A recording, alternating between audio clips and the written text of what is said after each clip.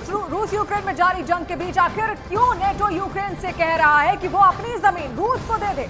क्या रूस और नेटो के बीच कोई बड़ा समझौता हो गया है? और यूक्रेन आखिर क्यों कह रहा है कि नेटो के दबाव को यूक्रेन मरते दम तक नहीं मानेगा?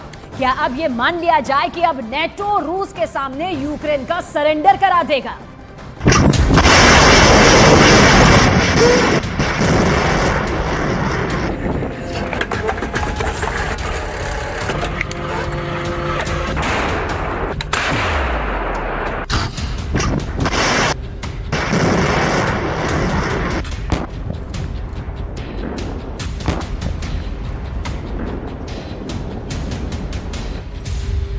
रूस का दलाल बना डरपोक नेटो। 17 महीने से ज्यादा की जंग के बाद यूक्रेन को समझ नहीं आ रहा है कि आखिर क्यों नेटो रूस के पक्ष में बयान दे रहा है। को समझ नहीं आ रहा है कि क्यों नेटो कह रहा है कि रूस ने यूक्रेन में जितने बड़े इलाके पर कब्जा किया है उसे रूस को दे दो। आखिर नेटो की ऐसी क्या मजबूरी है कि वो यूक्रेन से कह रहा है कि अगर नेटो में शामिल होना चाहते हो। आखिर नेटो यूक्रेन के ऊपर इतनी बेतुकी शर्तें क्यों लगाने पर आमादा है? रूस को जमीन दो, नेटो में शामिल हो। हैरानी की बात तो यह है कि नेटो 17 महीने से ज्यादा की जंग में यूक्रेन को 20 लाख करोड़ से ज्यादा के हथियार दे चुका है।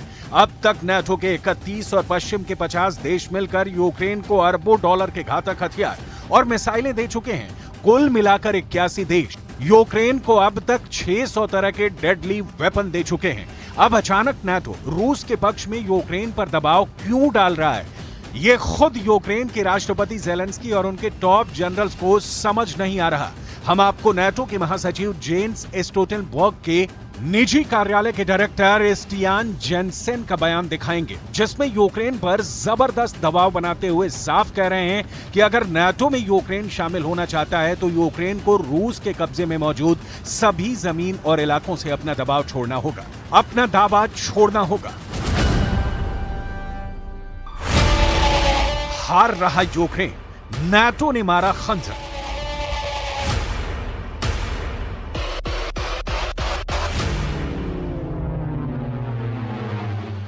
दुनिया भर के डिफेंस एक्सपर्ट्स हैरान हैं कि जिस वक्त यूक्रेन पर सबसे ज्यादा भयानक और तबाही वाले हमले कर रहा है, ऐसे वक्त में नेटो यूक्रेन पर बेतुकी शर्तें क्यों थोप रहा है? जानकारों के मुताबिक रूस ने एक तरह से यूक्रेन से जंग जीत ली है और अब नेटो अपनी नाक बचाने के लिए ऐसे रास्ते तलाश रहा है ताकि दुनिया ये भी देख ले कि नेटो में यूक्रेन शामिल हो गया है और दुनिया ये भी समझ ले कि रूस यूक्रेन से जीत गया है। यानी नेटो रूस के सामने डरपोक साबित होता जा रहा है। अब आप ये भी जान लीजिए कि नेटो महासचिव के निजी कार्यालय के डायरेक्टर स्टियान जेनसेन ने यूक्रेन पर क्या दबाव बनाया है। नेटो के महासचिव जेन्स स्टोल्टेनबर्ग के निजी कार्यालय के डायरेक्टर स्टियान जेनसेन ने यूक्रेन पर भारी दबाव बनाना शुरू कर दिया है। स्टियान जेनसेन ने रूस के पक्ष में या कहें कि रूस को फायदा पहुंचाने वाला बयान दिया है। स्टियान जेनसेन ने यूक्रेन को सुझाव देते हुए कहा है, मुझे लगता है कि यूक्रेन के लिए सबसे अच्छा समाधान यही हो सकता है कि वो उन इलाकों को छोड़ दे जिस पर रूस का कब्जा हो चुका है। बदले में यूक्रेन को नेटो की सदस्यता मिल जाएगी।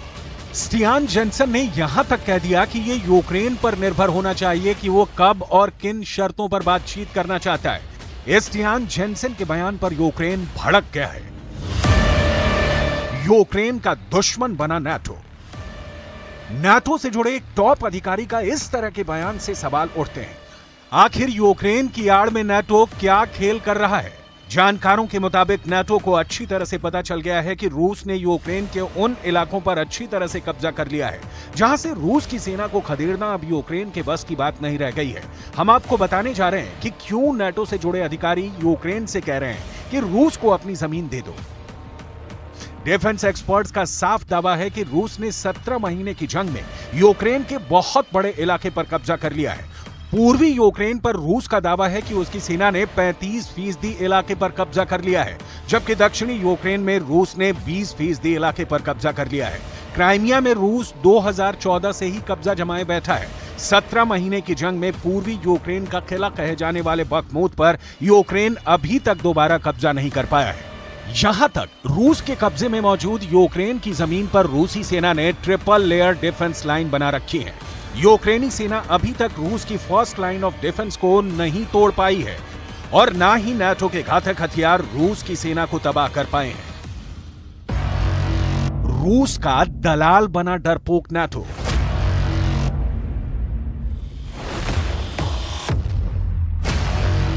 नाटो के ताजा बयान और तेवरों से साफ हो चुका है कि अब America, Britain, France, Germany, Poland समेत सभी 31 देश इस नतीजे पर पहुंच चुके हैं कि रूस को हराना बहुत मुश्किल है और यूक्रेन के पास अब तेजी से हथियार खत्म हो रहे हैं। रूस के रक्षा मंत्री सर्गेई शोइगु ने तो डंके की चोट पर कह दिया है कि यूक्रेन के हथियार लगभग खत्म होने वाले हैं और नाटो की तरफ से सप्लाई होने वाले हथियारों की रफ्तार बेहद धीमी है। दावा तो यहां तक किया जा रहा है कि यूक्रेन को अब नाटो ज्यादा घातक मिसाइलें, टैंक, तोप, रॉकेट और एयर डिफेंस सिस्टम नहीं देगा, क्योंकि नाटो इस बात से बेहद नाराज है कि 4 जून 2023 से शुरू हुआ यूक्रेन का रूस के खिलाफ काउंटर अटैक फेल हो चुका है। 2 महीने से ज्यादा वक्त में यूक्रेन की सेना अभी तक रूस की पहली रक्षा पंक्ति को ध्वस्त नहीं कर पाई है। इसीलिए नाटो के अधिकारी यूक्रेन को सुझाव दे रहे हैं कि यूक्रेन को रूस की जमीन दे दो, बदले में यूक्रेन नाटो का सदस्य बन जाएगा।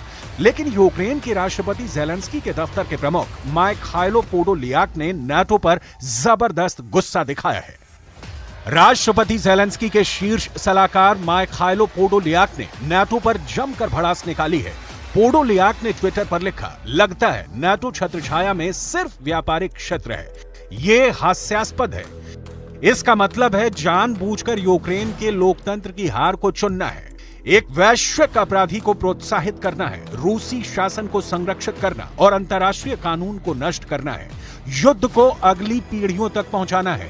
भयानक रूसी हत्यारों को प्रोत्साहित नहीं किया जाना चाहिए। पोडोलियाक के कहने का साफ मतलब यह है कि हम नाटो के दबाव में ना तो रूस से हार मानेंगे और ना ही रूस को यूक्रेन की जमीन देंगे। रूस को जमीन दो, नाटो में शामिल हो।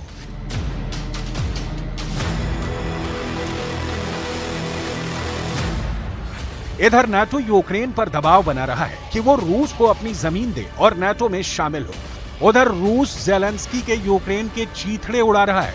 हालात ये हो गए हैं कि ज़ेलेंस्की अब पूरी तरह से हताश होते जा रहे हैं। Триває рятувальна операція в Покровську Донецької області. Після російських ракетних ударів.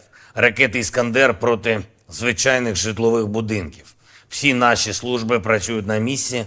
На жаль, є жертви. Є поранені. Є загиблі.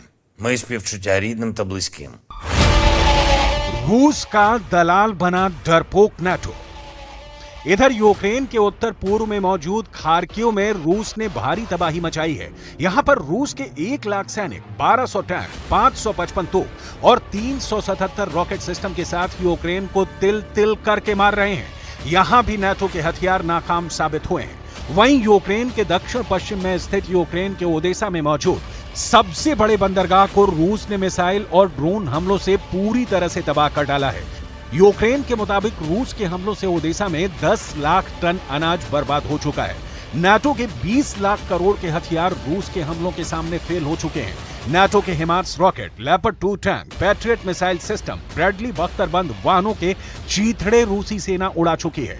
ऐसे में सवाल उठ रहे हैं कि 4 जून 2023 से रूस के खिलाफ चल रहे यूक्रेन के काउंटर अटैक की हार पर नाटो चुप क्यों बैठा है, जबकि रूस डंके की चोट पर राजधानी कीव समेत 13 शहरों पर बेखौफ हमले कर रहा है।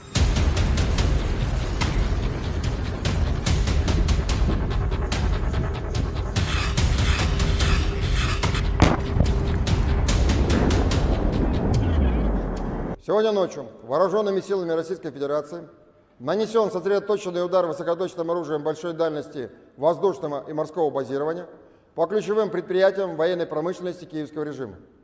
Цель удара достигнута. Все назначенные объекты поражены. Военно-промышленному комплексу Украины нанесен значительный ущерб.